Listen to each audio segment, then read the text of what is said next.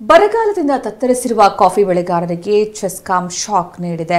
ವಾರದೊಳಗೆ ಬಾಕಿ ವಿದ್ಯುತ್ ಬಿಲ್ ಪಾವತಿಸೋದಕ್ಕೆ ಆದೇಶ ಹೊರಡಿಸಿದೆ. ರೊಚ್ಚಿಗೆದ್ದ ರೈತರು ಬೀದಿಗಿಳಿದು ಹೋರಾಟ ಮಾಡಿದ್ದಾರೆ.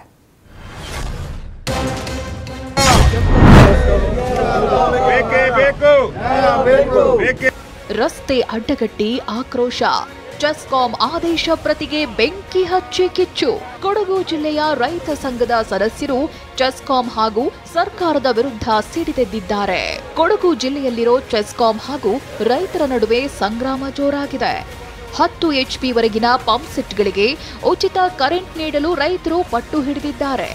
ಇನ್ನು ಕೊಡಗು ಜಿಲ್ಲೆಯಲ್ಲಿ ಸುಮಾರು 27 ಕೋಟಿ ರೂಪಾಯಿಯಷ್ಟು ಬಾಕಿಯನ್ನ ರೈತರು ಉಳಿಸಿಕೊಂಡಿದ್ದಾರೆ. ವಾರದಲ್ಲಿ ರೈತರು ಬಾಕಿ ಕರೆಂಟ್ ಬಿಲ್ ಪಾವತಿಸುವಂತೆ ಚೆಸ್ಕಾಂ ಆದೇಶಿಸಿದೆ. ಬಳಿಕ ನಿಮಗೆ ಸಬ್ಸಿಡಿ ವಾಪಸ್ ಆಗುತ್ತೆ ಅಂತ ಭರವಸೆ ನೀಡಿದ್ದಾರೆ. ಆದರೆ ಚೆಸ್ಕಾಂ ಆದೇಶದ ಪ್ರತಿಗೆ ಬೆಂಕಿ ಹಚ್ಚಿ ಆಕ್ರೋಶ ಹೊರಹಾಕಿದ್ದಾರೆ. ಸರ್ಕಾರವೇ ಬಾಕಿ ಬಿಲ್ ಪಾವತಿ ಮಾಡಬೇಕು ಅಂತ ಪಟ್ಟು ಹಿಡಿದಿದ್ದಾರೆ.